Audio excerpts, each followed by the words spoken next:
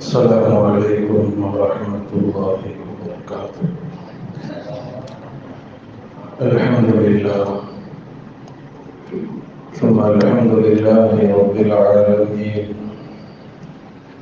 والصلاة والسلام على سيد الأنبياء والمرسلين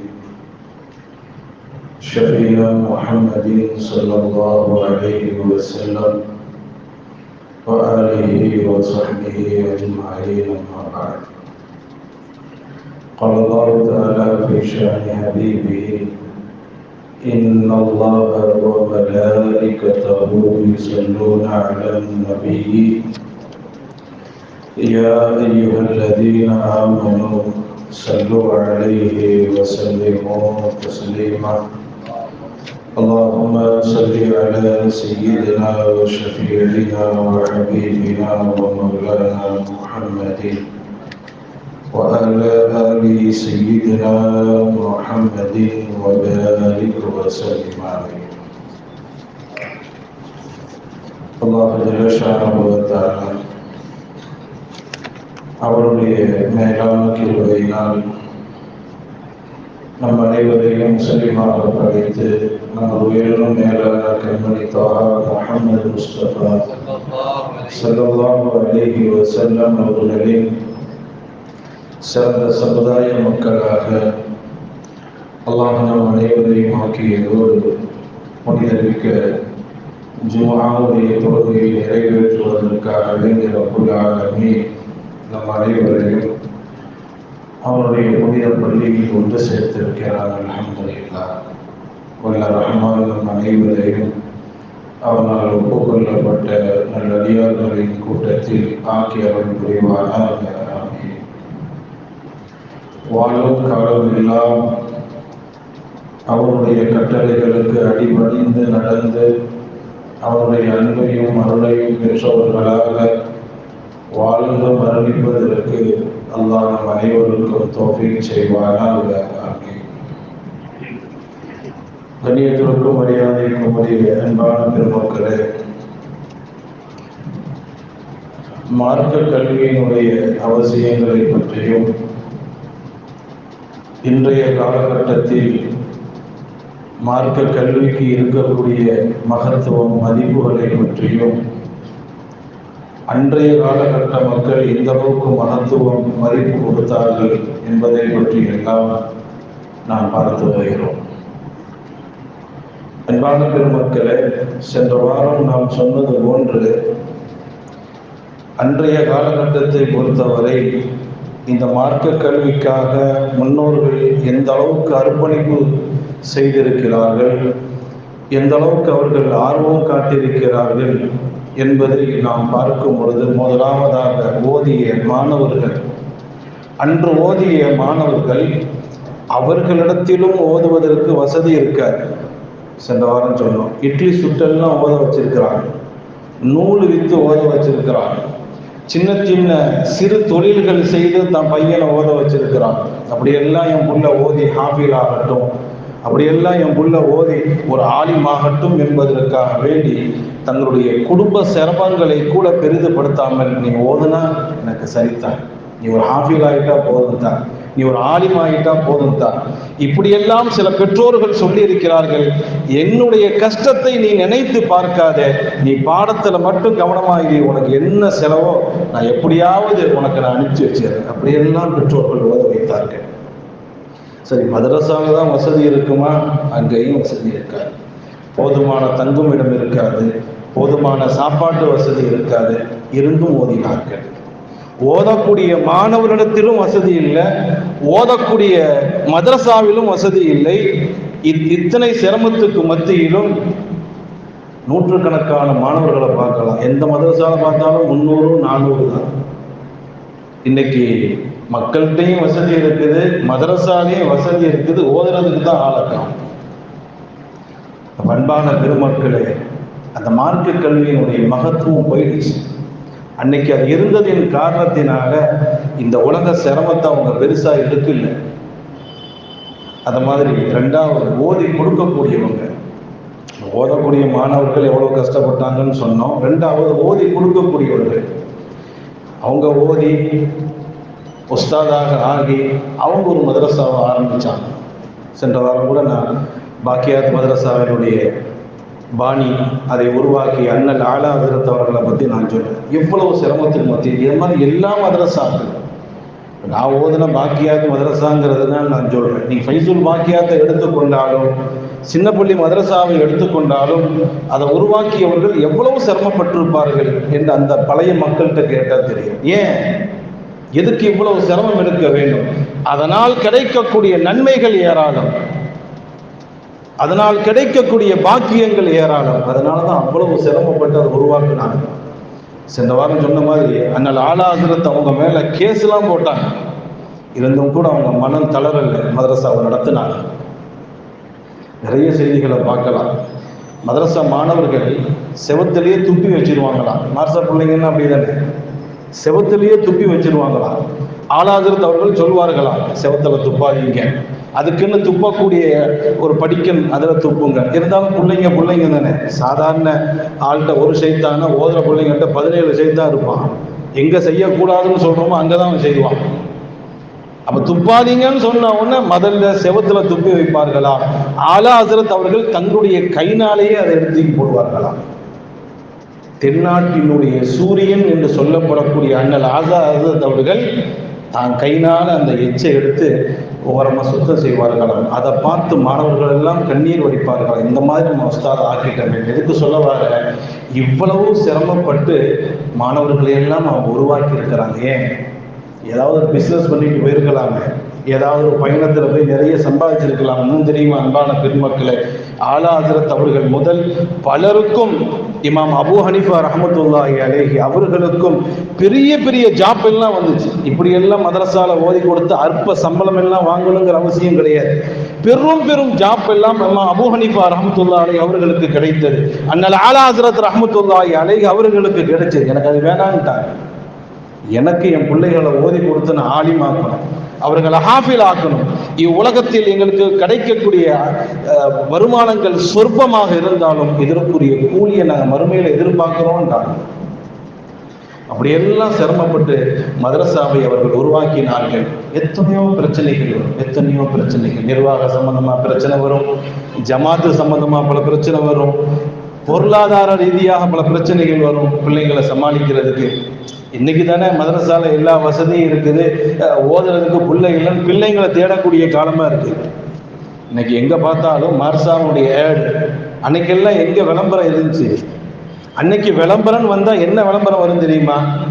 மதரசால 300 பேர் ஓதுறாங்க, 400 பேர் ஓதுறாங்க, போதிய வருமானம் இல்லை, வசதி இல்லை, அதனால உங்களால் முடிந்த நன்கொடைகளை வழங்குங்கள், இப்படிதான் ஆடே வரும். இன்னைக்கு மதரசால ஆல் ஃபெசிலிட்டி அவைலபிள், எல்லாம் இருக்குது, ஓதுவதற்கு மாணவர்கள் இல்லை. உங்களுக்கு என்ன டிரைவிங் லைசன்ஸ் வேணுமா எடுத்து கொடுக்குறோம், டாக்டர் படிக்க வைக்கிறோம், இன்ஜினியர் படிக்க வைக்கிறோம். அரபி மதரசா மௌத்தா போயிடுச்சு, அவ்வளவுதான். இன்னைக்கு மதரசாக்கள்ல ஃபுல்லா இங்கிலீஷ் நாலேஜ் தான், சும்மா பேருக்கு தான் கிதாபுகள். எப்படியாவது மதரசாவை ஹயாத்தாக்கணுங்கிறதுக்காக நாங்கள் பிபிஏ, டிசிஏ, பிபிஏ, உலகத்தினுடைய அத்தனை கல்வியை சொல்லிக் கொடுக்குறோம், மார்க்க கல்வியை சொல்லிக் கொடுக்க மாட்டோம். அப்படிதான் இன்னைக்கு ஓடிட்டு இருக்கு மதரசாக்களுடைய நிலைமை. மதரசால மார்க்க கல்வி சொல்லிக் கொடுக்கணும், ஆனா யாரும் வர்ற மாதிரி தெரியல. ஓத வாங்கன்னு சொன்ன அடுத்த கேள்வியே, அப்ப ஸ்கூலுக்கு என்ன செய்யறது, மார்க்க ஸ்கூல் படிப்பு படிக்கணுமே, இப்படி கேட்டா என்ன செய்யறது? உலக கல்வி உள்ள கொண்டு வந்துட்டாங்க. அன்னைக்கு அதெல்லாம் கிடையாது. மார்க்க கல்வின்னா மார்க்க கல்வி மட்டும்தான். உலக கல்வின்னா அது வேற இடத்துல போய் படிச்சுக்கிறோம், அது வேற இது வேற, ரெண்டையும் ஜாயின் பண்ணி. ஸ்கூல்ல மார்க்க கல்வி சொல்லிக் கொடுப்பாங்களா? மதரசாவுடைய நிலைமை யோசிச்சு பாருங்க. ஸ்கூல்ல மார்க்க கல்வி சொல்லிக் கொடுப்பார்களா? ஏதாவது ஒரே ஒரு பீரியடு தான். ஆனா மதரசால முக்கால்வாசி உலக கல்வி தான் போயிட்டு இருக்கு. சும்மா பறக்கத்துக்கு மார்க்க கல்வி போயிட்டு இருக்கு. அப்படி தலைகீழ மாறிட்டு. நான் சொல்ல வந்த செய்தி, அன்னைக்கு வருமானத்திற்காகவே நம்மை தேடி வந்தார்கள். இன்னைக்கு மதரசால எல்லாமே இருக்குது, அல்ஹம்துலில்லாஹ். ஓதுவதற்கு மாணவர்கள் இல்லை, மாணவர்கள் இருந்தால் அனுப்பிச்சு வைக்கும்னு சொல்லக்கூடிய நிலை ஏற்பட்டிருக்கிறது.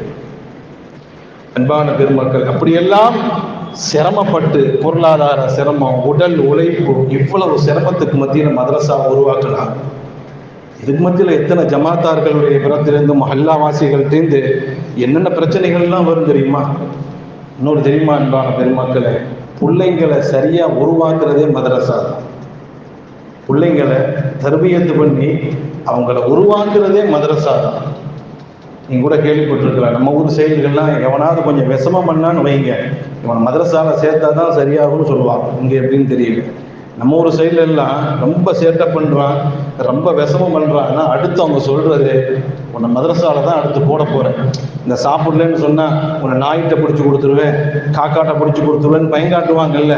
அந்த மாதிரி ரொம்ப சேட்டை பண்றவங்களுக்கு பயத்தை எப்படி கொடுப்பாங்க தெரியுமா? ரொம்ப சேட்டை பண்ண மதரசால சேர்த்துடுவேன், ஜெயிலில் கொண்டு அடைப்பேன்னு சொல்லலை, போலீஸ்கிட்ட பிடிச்சி கொடுப்பேன்னு சொல்லலை, ரொம்ப சேட்டை பண்ண மதரசால சேர்த்துருவேன். அந்த மதரசா தான் அவனை திருத்தும். மற்ற இடங்களை பொறுத்தவரை, மற்ற காலேஜுகள் ஸ்கூலை பொறுத்தவரை, ஏதாவது ஒரு ஸ்டூடெண்ட் தப்பு செஞ்சாங்கன்னா அடுத்த சமயமே டிசியை கையில் கொடுத்து அனுப்பிச்சிடுவாங்க, போயிருந்துருவாங்க.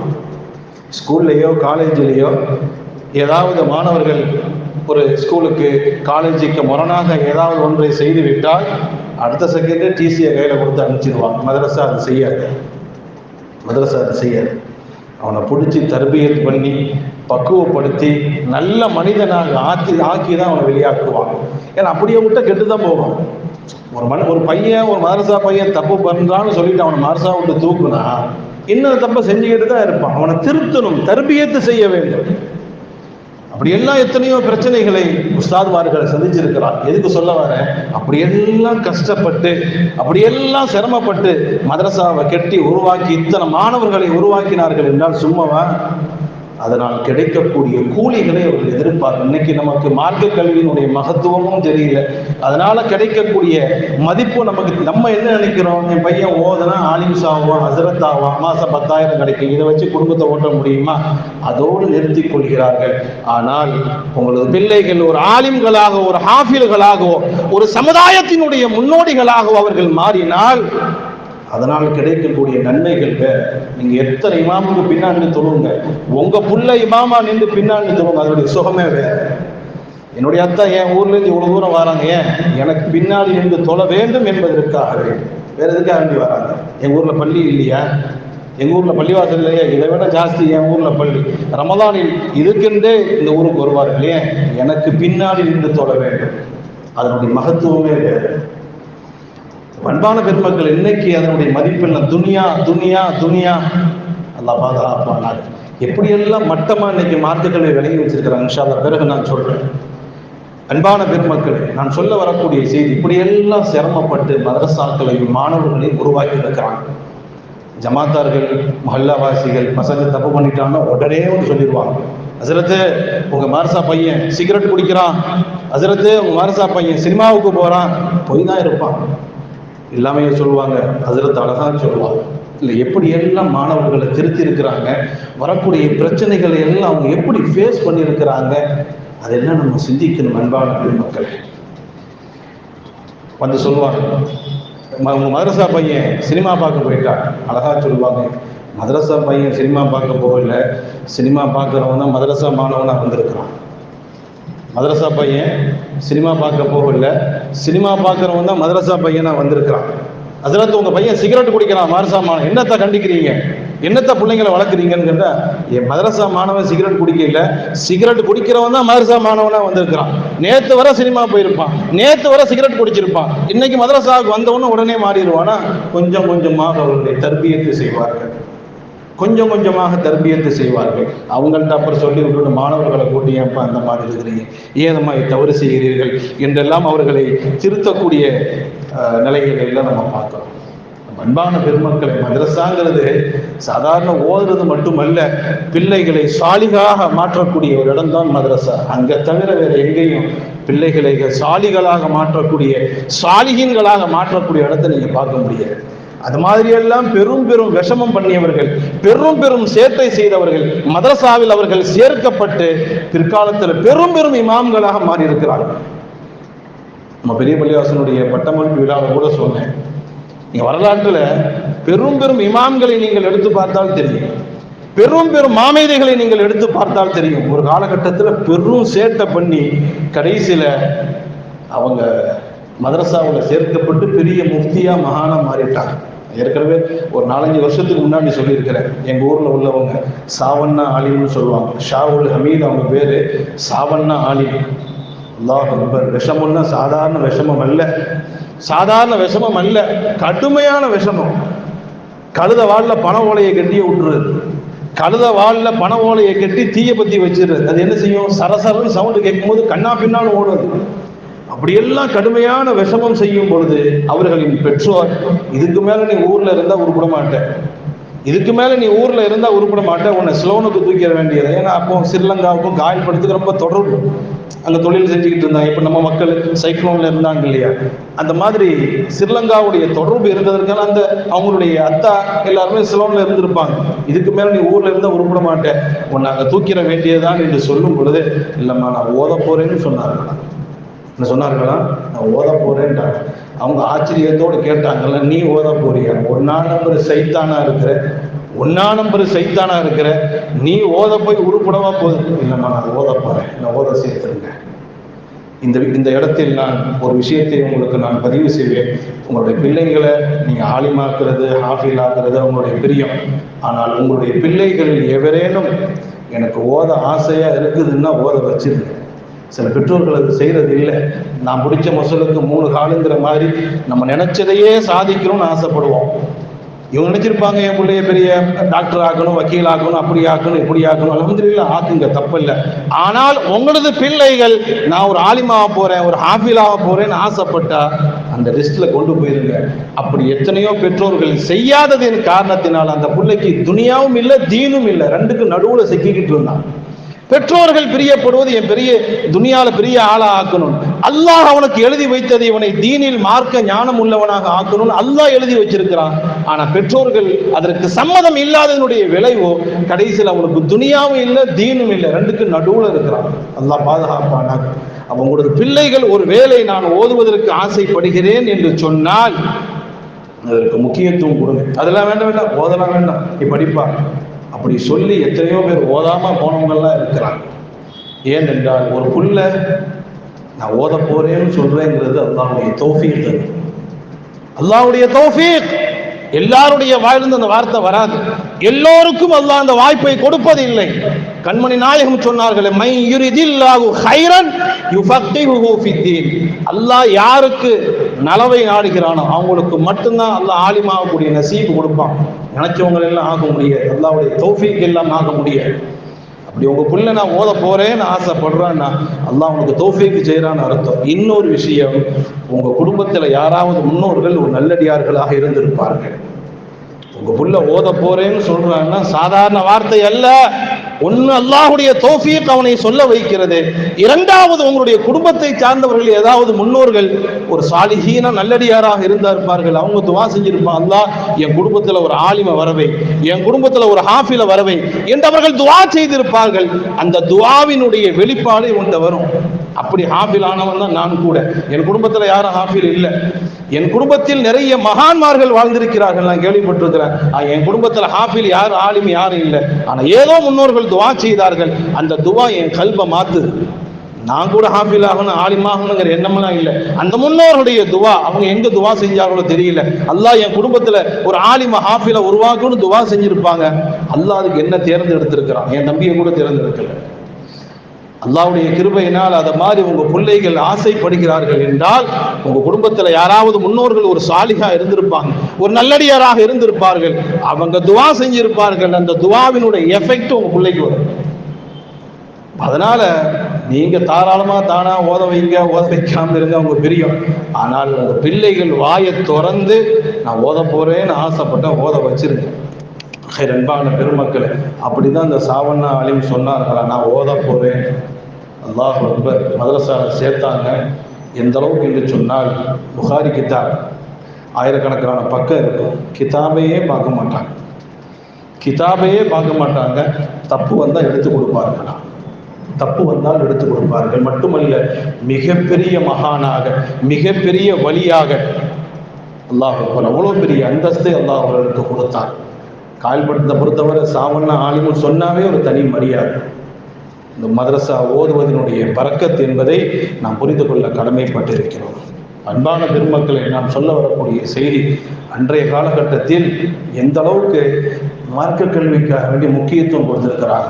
ஓதக்கூடிய மாணவர்களும் சரி, ஓதக்கூடிய உஸ்தாத்மார்களும் சரி. இன்னொரு விஷயம் தெரியுமா அன்பான பெருமக்களை, எத்தனையோ உஸ்தாத்மார்கள் ரொம்ப சொற்ப சம்பளத்தில் வாழ்ந்திருக்கிறாங்க. ரொம்ப சொற்ப சம்பளத்தில். இன்னைக்கு எங்களுக்கெல்லாம் நல்ல சம்பளம், இதே குறைஞ்ச சம்பளம் நம்ம சொல்லிக்கிட்டு இருக்கிறோம். இதை விட மிக குறைந்த சம்பளத்தில் என்னுடைய உஸ்தாத்மார்கள்லாம் வாழ்ந்துட்டு போயிருக்கிறாங்க. பிஎஸ்பி ஜெயலாமின் ஹசரத் அவர்கள் நபரல்லாஹ் பரக்கத்துஹு என்று சொல்லியிருக்கிறார். ரொம்ப குறைஞ்ச சம்பளத்தில் வாழ்ந்துருப்பாங்க. 40 வருஷம் 50 வருஷம் பாக்கியாத்தில் ஓதி கொடுத்தாங்க.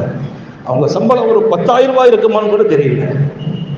10,000 ரூபாய் இருக்குமான்னு கூட தெரியல. அவ்வளவு குறைந்த சம்பளத்தில் அல்லாஹுக்காக அப்படி வாழ்ந்துட்டு போயிருக்கிறார். இன்னைக்கு அல்லாஹ் இவங்களுக்கு பெரிய சம்பளத்தை கொடுக்குறான். ஆனால் அவங்களுடைய சேவை என்னால் செய்ய முடியல. பிஎஸ்பி ஜெயலாமின் ஹசரத் அவர்கள் என்கிட்ட சொன்னது, ரொம்ப குறைந்த சம்பளம், 50 ரூபாய்க்கு சேர்ந்தவர்களாம், 50 ரூபாய்க்கு 60 ரூபாய்க்கு மாச சம்பளத்தில் சேர்ந்தார்களாம். கடைசி அவங்க வஃபாத்தாக ஆகும் பொழுது 40 வருஷம் 50 வருஷம் பாக்கியாத்தில் ஓதி கொடுத்தாங்க. பிரின்சிபாலாக இருந்திருக்கிறாங்க. 10,000 கூட அவங்க சம்பளம் தாண்டினா தெரியல. ஏன் இவ்வளவு கஷ்டம்? எதுக்கு இவ்வளவு கஷ்டம்? துனியாவில் எவ்வளவோ சம்பாதிக்கலாம். அவங்கெல்லாம் சாப்பாட்டுக்கு வழி இல்லாமல், பொழப்புக்கு வழி இல்லாமல் ஒன்றும் மதரசாவுக்கு வரல. அவங்கெல்லாம் உட்கார்ந்துக்கிட்டே சம்பாதிக்கலாம். அல்லாஹ் அவர்களுக்கு அவ்வளோ வசதிகளை கொடுத்திருந்தான். இப்படி ஒரு 10,000த்துக்கும் 5,000த்துக்கும் சம்பாதிச்சு வாழ்க்கையை ஓட்டணுங்கிற அவசியம் கிடையாது. இவ்வளவு எளிமையான வாழ்க்கை. அசத்துடைய வீட்டுக்கு நான் போயிருக்கிறேன். பிஎஸ்பி அசத்துடைய வீட்டுக்கு போய் ரொம்ப சின்ன வீடு, ரொம்ப சாதாரண வீடு. வேலூர் பாக்கியாத்து சாலிஹாத்தில் ஓதிட்டு இருக்கும்போது அசரத்தை பார்க்க போகுது.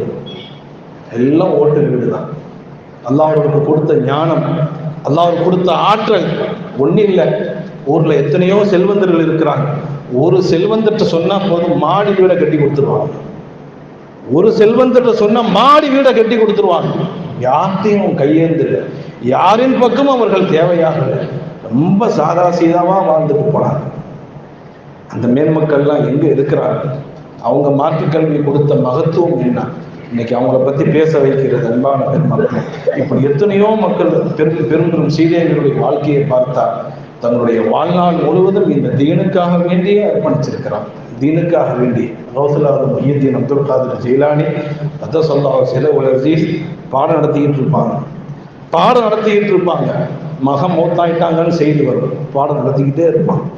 ஜனாசா வரும், தொலை வைப்பார்கள், திருப்பி பாடத்தை நடத்த ஆரம்பிச்சிருவாங்க. இப்படியெல்லாம் அந்த மக்கள் தீனுக்காக வேண்டி அர்ப்பணம் செய்திருக்கிறார்கள். இன்னைக்கு அந்த தீனுடைய மதிப்பே இல்லாமல் போயிடுச்சு. அன்பான பெருமக்களை நான் சொல்ல வரக்கூடிய செய்தி, அன்றைய மேன்மக்கள் இந்த தீனுக்காக வேண்டி அவர்கள் எவ்வளவு கவனம் செலுத்தினார்கள். முதல்ல மாணவர்களை பற்றி சொன்னேன். 2வது ஓதி கொடுக்கக்கூடிய உஸ்தாத்மார்கள். 3வது ஊரை சேர்ந்த முஹல்லாவாசிகள் ஜமாத்தார்கள். அன்னைக்கு மக்கள்லாம் எப்படி இருந்தாங்க? ஓதுவதற்கு மாணவர்கள் இருக்கிறாங்க, ஓதி கொடுப்பதற்கு உஸ்தாத் இருக்கிறாங்க.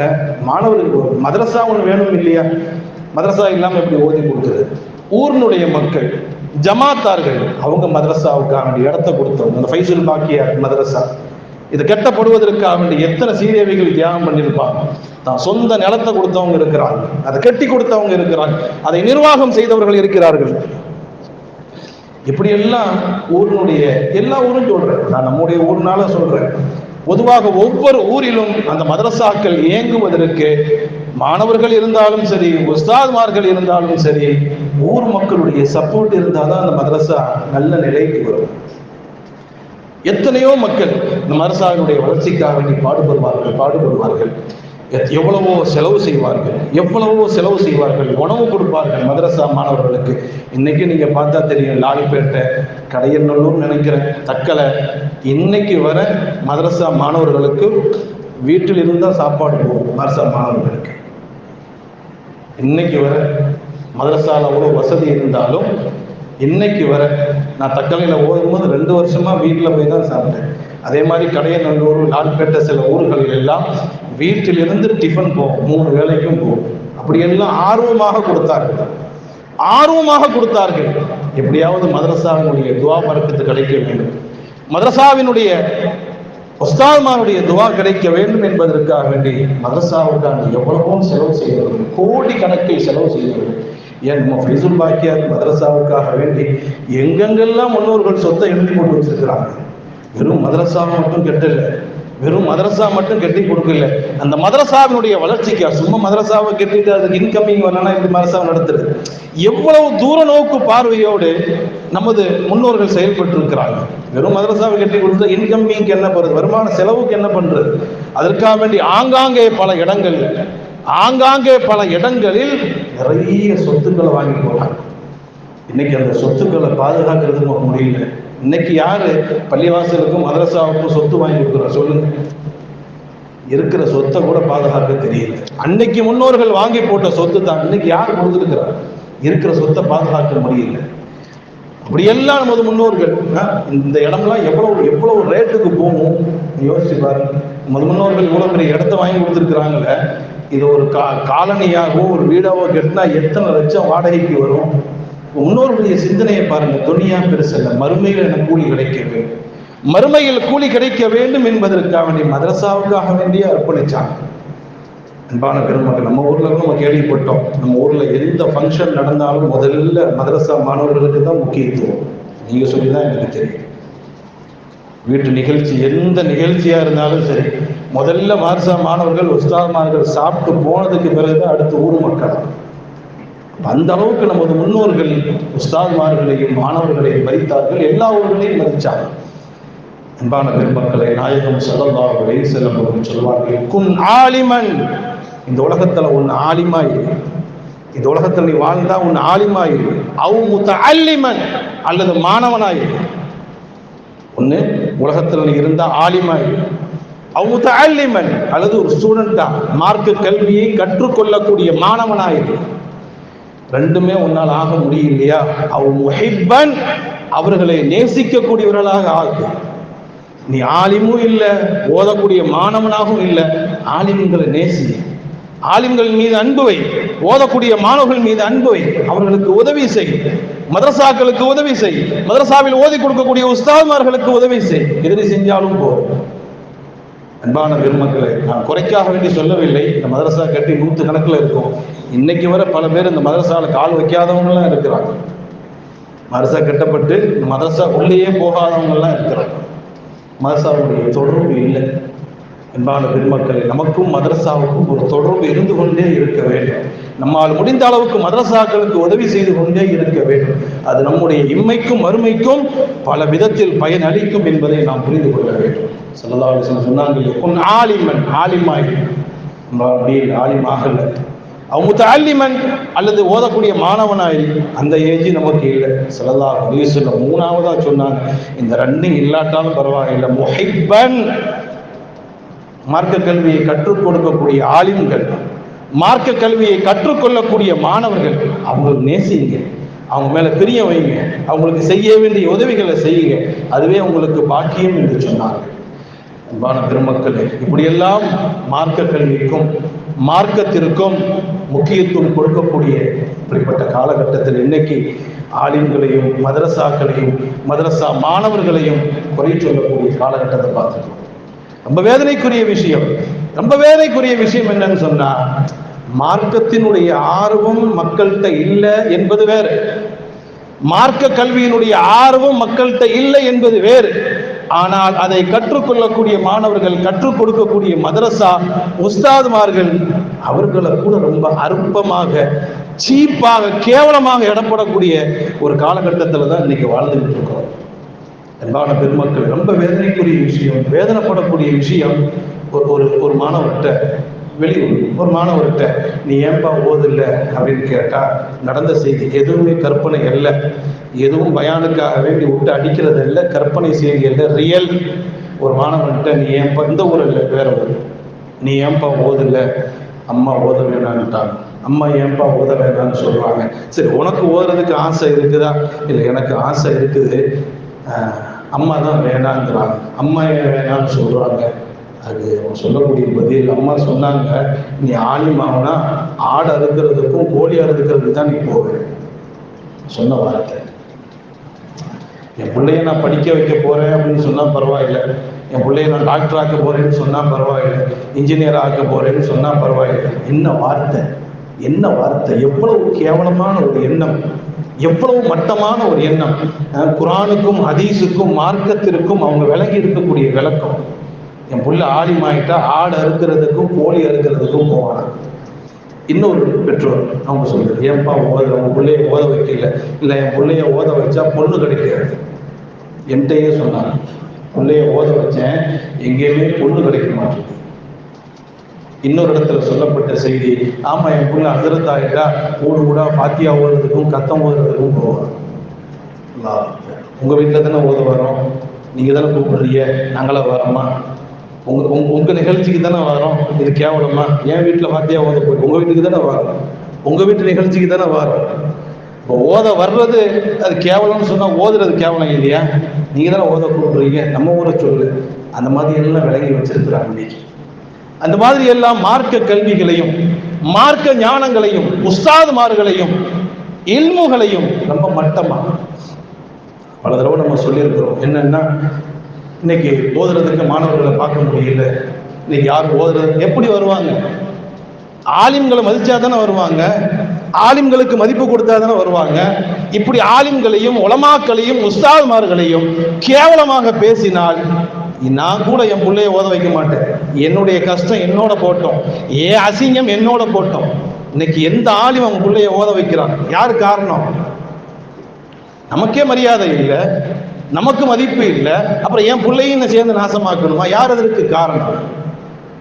பண்பான பெருமக்களே, மார்க்க கல்விக்கு மதிப்பு இல்லை என்பதை விட இன்னைக்கு அந்த கற்ற ஆலிம்களையும் உலமாக்களையும் உஸ்தாதுமார்களையும் ரொம்ப கேவலமாக மட்டமாக கருதக்கூடிய ஒரு காலகட்டத்தை பார்க்கிறோம். ஒரே ஒரு செய்தியை நான் மனவேதனையோடு சொல்லிக்கொள்ள ஆசைப்படுகிறேன். நேற்று மேலப்பள்ளியில மலைவேண்டி தொழுகை நடந்துச்சு இல்லையா?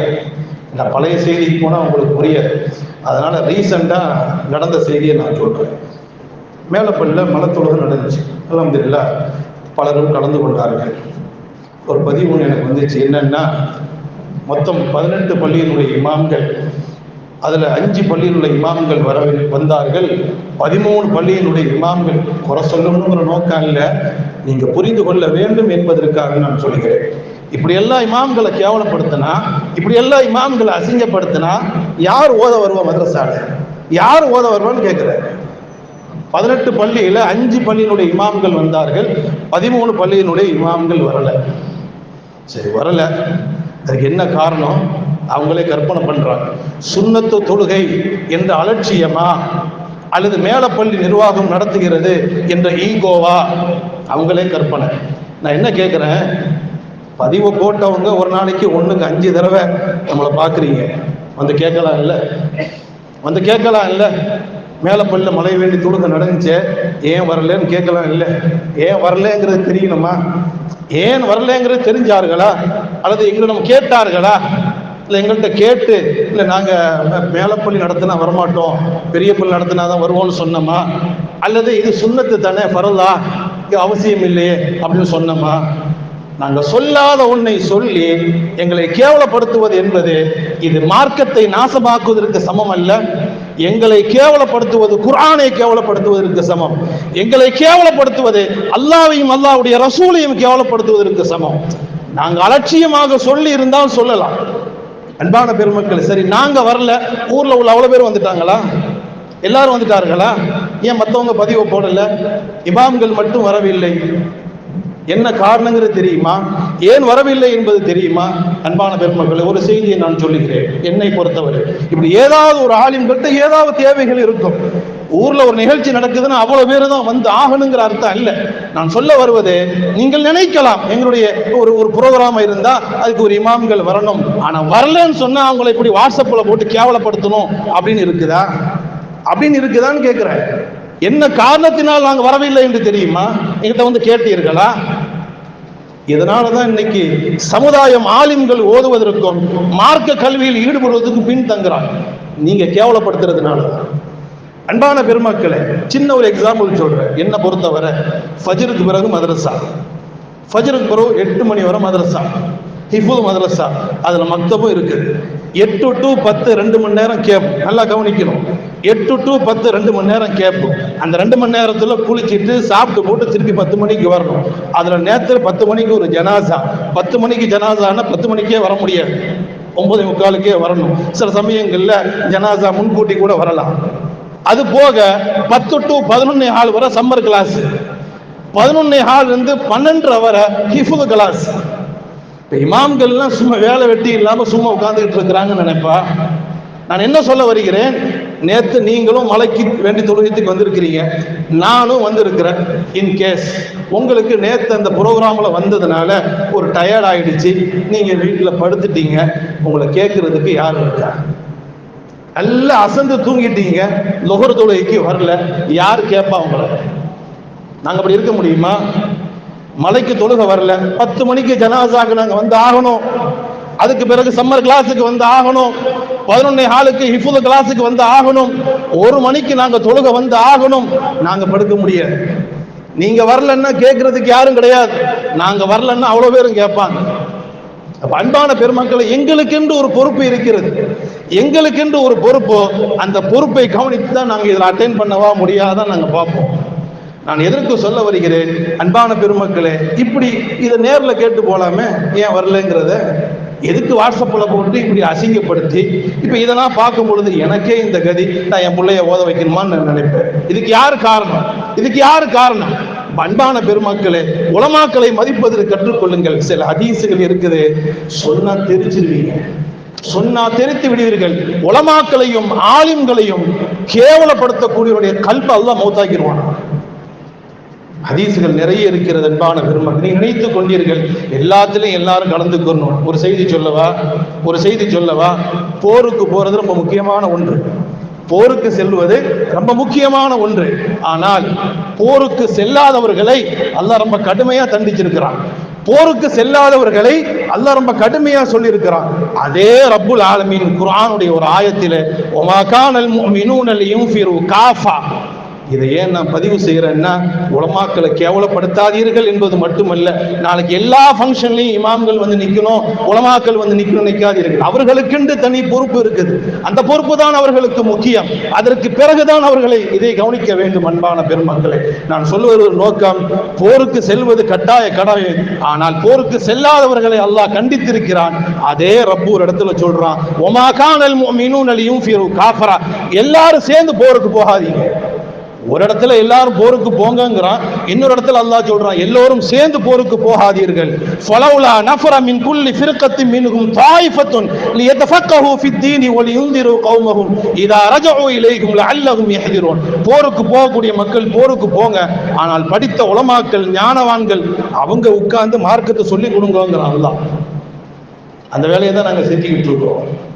அன்பான பெருமக்களே, நான் யாரையும் குறை சொல்றேன், எனக்கு இதில் வேதனை என்ன தெரியுமா, அந்த பதிவை போட்டுட்டு எந்த ஆளுங்களையும் குறை சொல்வது எங்களுக்கு நோக்கம் இல்லை. இது எதை மாதிரி இருக்குன்னா, ஊர் பலா ஊரை கழுவிட்டு நம்ம எதுக்கு அடுத்தவங்களை பத்தி ஊர் பலா கழுவணும்னு சொல்ற மாதிரி இருக்கு. அன்பான பெருமக்கள், இப்படி நீங்கள் சிந்திப்பதை போன்று நாங்கள் சிந்தித்தால், ஐவேளை ஃபஜ்ருக்கு தொழாம வராங்களே எத்தனையோ பேர், நாங்கள் குரூப்ல போடவா? அல்லது ஃபஜ்ருக்கும் ஜும்மாவுக்கும் பயான் பேசுறமே வராம எத்தனையோ பேர் இருக்கிறாங்க, குரூப்ல போடலாமா? அதே மாதிரி வருஷத்துக்கு ஒரு முறை நம்ம பள்ளிவாசல்ல பட்டமளிப்புல நடக்குது, எத்தனை பேர் வராங்க? வராதவங்களை குரூப்ல போடலாமா? வாரம் புருதா ஷெரீப் நடக்குது, வராதவங்களை புருதா குரூப்ல போடலாமா? வாரம் ஹல்கா நடக்குது, எத்தனை பேர் வராங்க? வராதவங்களை குரூப்ல போடலாமா? ஜமாத்துல் உலமா சார்பா எத்தனையோ ஃபங்க்ஷன் நடக்குது, அவ்வளவு பேர் வராங்களா? குரூப்ல போடலாமா? அது அவங்களுடைய இஷ்டம். லா இக்ராஹ ஃபித்தீன், மார்க்கத்துல யாரையும் நிர்பந்தம் கொடுக்க முடியாது. அவங்க பெரிய இருந்தா வருவாங்கன்னா இல்லைன்னா இல்லை. அதுக்காக வேண்டி அவர் வரல இவர் வரலங்கிற சொல்ல வேண்டிய அவசியம் இல்லை. நீ போனியா அதோட இருந்துக்கோ.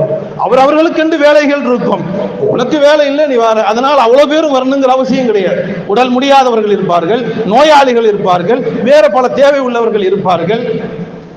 அன்பான பெருமக்களை, நான் சொல்ல வேண்டிய முக்கியமான ஒரு கடமை என்ன, மார்க்க கல்வி நாசமா போவதற்கும் மார்க்க கல்வி மக்களுடைய உள்ளத்திலிருந்து எடுபடுவதற்கு காரணமே இந்த மக்கள்.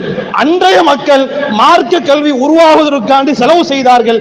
இன்றைய காலகட்ட மக்கள் மாணவர்களையும் உலமாக்களையும் ஆலிம்களையும் கேவலப்படுத்தி இருக்கக்கூடிய மார்க்க கல்வியை நாசமாக்கிட்டாங்க. அன்னைக்கு அவர்கள் உருவாவதற்காண்டி அவ்வளவு செலவுகள் செய்தார்கள். இன்னைக்கு யாரும் செலவு செய்யறதும் கிடையாது. குறை சொல்றதுதான் பொழுதன்னைக்கும். அப்படி இருக்கிறாங்க, இப்படி இருக்கிறாங்க, அப்படி இருக்கிறாங்க. இருந்தா யாரும் ஓத வருவா? யார்கிட்ட தான் தவறு இல்லை? இல்ல தவறு இல்லாதவங்க, தப்பு செய்யாதவங்க யார் இருக்கா? நான் என்ன சொல்ல வரேன், தப்பு செஞ்சா நேரில் வந்து சொல்லணும். மலைக்கு தொலை வரலையா, வந்து ஹசரத் வரலையே, எங்க போனீங்க, காரணம் சொல்லுவாங்க. அதை விட்டுட்டு வாட்ஸ்அப்பில் போட்டு பெரிய ஆளாக நினைச்சா அல்லாஹ் கேவலப்படுத்துவான், அல்லாஹ் கேவலப்படுத்துவான். அன்பான பெருமக்களை, சில ஹதீசுகள் இருக்குது. அன்பான பெருமக்களை, இன்ஷா அல்லாஹ் தௌஃபீக் செய்தால் நான் சொல்வேன். நான் சொல்வதற்கு காரணம், உங்க பிள்ளைங்களை ஓத சேருங்க, மதரசால சேருங்க, நல்ல ஓத வைங்க, ஆலிமாக்குங்க, ஹாஃபில் ஆக்குங்கன்னு சொல்றோம். ஒரு பக்கம் அவங்கள கேவலப்படுத்திக்கிட்டு இருக்காங்க. யார் ஓத வருவா? யார் ஓத வருவா? உலமாக்களுக்கு கண்ணியம் கொடுக்கப்பட்டால் வருவார்கள், மாணவர்களுக்கு கண்ணியம் கொடுக்கப்பட்டால் வருவார்கள். கேவலப்படுத்தினா யார் வருவார்? அன்பான இந்த வேலையை செய்யாதீர்கள். அபு தர்தா ரலியல்லாஹு அன்ஹு ஒரு செய்தி சொல்வார்கள். அபு தர்தா போர்டில் எழுதி போட்டிருக்கேன், உத்துலுபுல் இல்ம, மார்க்க கல்வியை நீங்கள் கற்றுக்கொள்ளுங்கள், மார்க்க கல்வியை கற்றுக்கொள்ளுங்கள். அப்படி நீங்கள் இல்லம் தத்லுபூஹு, மார்க்க கல்வியை உங்களால் கற்றுக்கொள்ள முடியவில்லை என்று சொன்னால் ஃபஹிப்பு அஹ்லஹு, அந்த கற்கக்கூடிய மாணவர்கள் ஆலிம்களை நேசியுங்க. உங்களுக்கு மார்க்க கல்வியை கற்றுக்கொள்ளக்கூடிய அந்த வாய்ப்பு உங்களுக்கு கிடைக்கலன்னா, கற்கக்கூடிய உலமாக்களையும் கற்கக்கூடிய மாணவர்களையும் கற்றுக் கொடுக்கக்கூடிய உலமாக்களையும் பிரியப்படுங்க, நேசிங்க. இல்லம் துஹிப்பூஹும், அப்படி அவங்கள நேசிக்க கூட உங்களால முடியலன்னா ஃபலா தபுகைலூஹும், அவங்களுக்கு சிரமம் கொடுக்காதீங்க, அவங்களுக்கு கோபத்தை ஏற்படுத்தாதீங்க, அவங்களுக்கு மன தொந்தரவு கொடுக்காதீர்கள். நீங்க அவங்களை நேசிக்காட்டால், நீங்க உதவி செய்யாட்டாலும் பரவாயில்ல, உபத்திரம் செய்யாதீங்க. அவங்க வேலையில அவங்களை விட்டுருங்க, அவங்க செய்யக்கூடிய சேவைகள் அவர்கள் செய்யட்டும், அவர்களுக்கு இடையூறாக நீங்கள் இருக்காதீர்கள் என்று அபு தர்தா ரலியல்லாஹு அன்ஹு அவர்கள் சொல்லக்கூடிய இந்த ஹதீஸை நாம் கவனத்தில் கொண்டு, அன்பான பெருமக்களை, வாழக்கூடிய காலகட்டத்தில் ஒன்று நம்ம ஆலிமா இருக்கணும் அல்லது ஓதக்கூடிய மாணவனா இருக்கணும். இந்த ரெண்டும் இல்லை என்று சொன்னால் அதை கற்கக்கூடிய மாணவர்களையும் கற்றுக் கொடுக்கக்கூடிய உலமாக்களையும் கண்ணியப்படுத்தி இந்த தீனை மென்மேலும் வளர்க்க வேண்டும். அல்லாஹ் ஜல்ல ஷானஹு வ தஆலா நம் அனைவருக்கும் தௌஃபீக் செய்வானாக. வாஹிர்